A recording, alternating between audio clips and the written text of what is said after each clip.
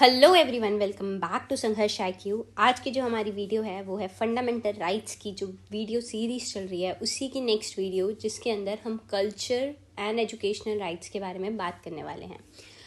तो देखो, पिछली वीडियोस के अंदर हमने राइट टू रिलीजन पढ़ा था, तो उसके अंदर हमने देखा कि कैसे जो इंडिया है इज़ अ सेकुलर कंट्री। बस सिर्फ सेकुलर कहने से तो हम सेकुलर नहीं हो जाएंगे। There are minorities present in our country. हमारी कंट्रीज़ के अंदर कुछ ऐसे रिलीजन हैं जो बहुत कम है, या कुछ ऐसे कल्चर फॉलो करने वाले लोग हैं जिनकी पॉपुलेशन बहुत कम है। तो क्या वो हमारी कंट्री के अंदर सेफ़ हैं? क्या वो हमारी कंट्री के अंदर प्रोटेक्टेड हैं?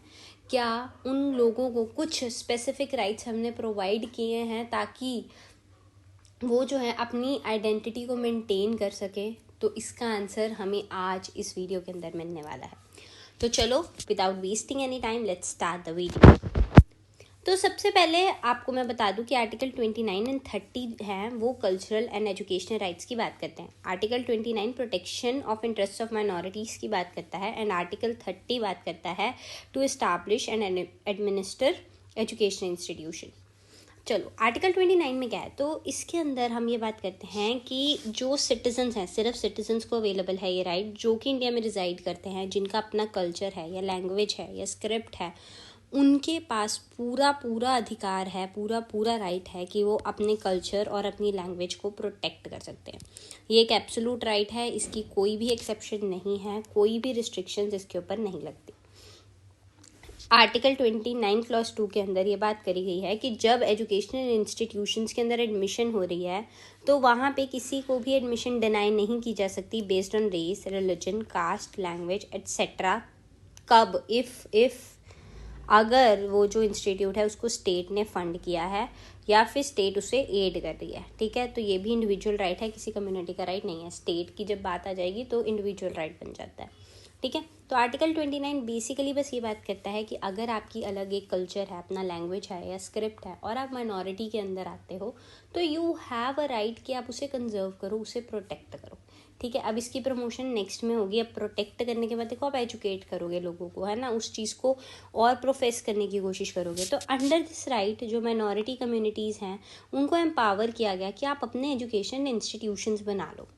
This article is known as charter of educational rights. Article 30 clause 1 में बात करी गई कि जो भी रिलीजियस और लिंग्विस्टिक माइनॉरिटीज़ हैं उनके पास राइट है कि आप अपना एजुकेशनल इंस्टीट्यूशन बनाओ अपनी चॉइस की, और ये रिलीजियस एंड लिंग्विस्टिक माइनॉरिटीज़ के पास ही अवेलेबल है। आपको याद रखना, यहाँ पे कोई सोशल या इकोनॉमिक या किसी और तरह की माइनॉरिटीज़ की बात नहीं है, सिर्फ रिलीजियस एंड लिंग्विस्टिक मतलब लैंग्वेज के बेसिस पे।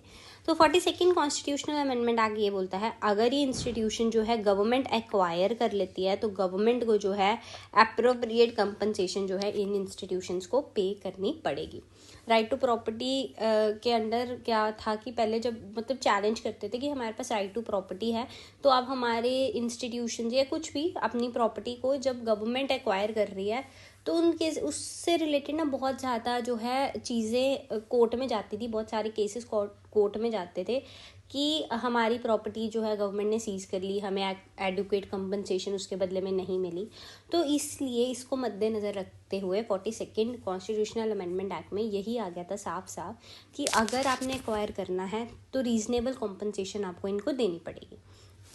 फिर आर्टिकल 30 क्लॉज 2 में ये प्रोवाइड किया गया कि जब भी आप एजुकेशनल इंस्टीट्यूशन को कुछ भी एड दे रहे हो तो स्टेट उनके अंदर डिस्क्रिमिनेट नहीं करेगी कि इसको दे देते हैं। फॉर एग्जांपल 3 तरह की मिनॉरिटीज़ हैं, ए, बी और सी। ठीक है, तो ये स्टेट नहीं कर सकता कि ए को ज़्यादा फेवर कर दे, बी और सी को फेवर ना करे। तो डिस्क्रिमिनेशन जब भी स्टेट कोई तरह की हेल्प दे रहा है इन इंस्टीट्यूशन को, वो नहीं कर सकता उनके रिलीजियस लिंग्विस्टिक ग्रुप्स के बीच में। ठीक है, तो आपको ये बिल्कुल याद रखना है कि रिलीजियस और लिंग्विस्टिक माइनॉरिटीज़ ही सिर्फ रहेंगी। ठीक है, और आर्टिकल 29 उनको ये कहता है कि आप जो है उसे कंजर्व कर सकते हो।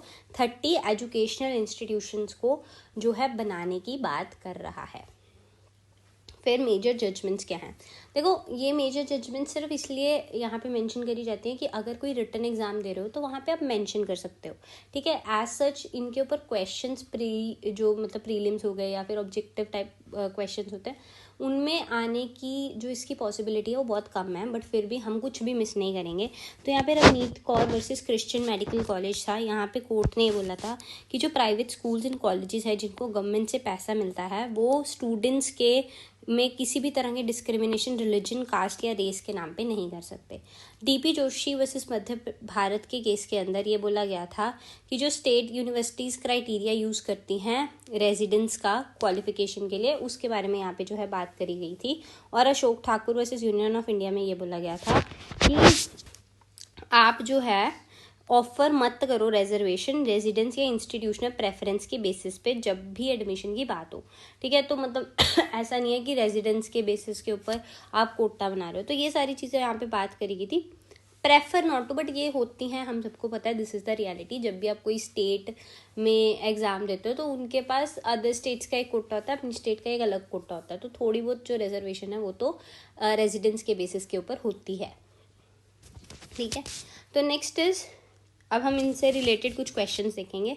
तो ये सारे क्वेश्चंस वैसे मैं ऑलमोस्ट आपको कवर करा चुकी हूँ, तो आपको पता ही होने चाहिए कि विच of the following comes under minorities definition. तो मैंने आपको स्पेसिफिकली याद कराया था कि रिलीजन और लैंग्वेज, ठीक है। तो सिर्फ 3 इज़ द आंसर, ठीक है। आर्टिकल 30 के अंदर सिर्फ इन्हीं के पास जो है ये राइट है, और ये माइनॉरिटीज़ यहाँ पे एजुकेशन इंस्टीट्यूशन अपनी चॉइस का बना सकते हैं। Next is, under which of the following article Indian constitution में जो है all minorities shall have the right to establish and administer education institution. अभी पीछे हम देख के आए हैं आर्टिकल 30। कौन से आर्टिकल्स के अंदर कॉन्स्टिट्यूशन के अंदर कल्चरल एंड एजुकेशनल राइट्स हैं? तो पता है हमें 29 to 30, ठीक है। Next is right to vote and to be elected in India. अब ये जो है पहले क्वेश्चन आ चुका है एक बार, ये राइट टू वोट जो है वो कौन सा राइट है? तो आपको पता होना चाहिए कि ये जो है कॉन्स्टिट्यूशनल राइट है हमारे, राइट टू वोट भी and right to get elected भी, ये दोनों हमारे कॉन्स्टिट्यूशनल राइट हैं, फंडामेंटल राइट्स नहीं हैं, ठीक है। तो यहाँ पे हम अपनी वीडियो को ख़त्म करते हैं। बहुत छोटा सा टॉपिक था। नेक्स्ट एक वीडियो आएगी जो थोड़ी बड़ी रहने वाली है हमारी आर्टिकल 32 से रिलेटेड, जिसके अंदर हम सारी रिट्स की बात करेंगे, सारी बात करेंगे, और वो वीडियो भी बहुत इंपॉर्टेंट होने वाली है। तो फंडामेंटल राइट्स अब हमारे ख़त्म होने वाले हैं। इसके बाद हम नेक्स्ट जो है पॉलिटी से रिलेटेड टॉपिक्स उठाने वाले हैं। तो ऐसे ही हमें सपोर्ट करते रहिए, लाइक कीजिए, शेयर कीजिए, सब्सक्राइब कीजिए। Thank you so much and good luck for your preparation.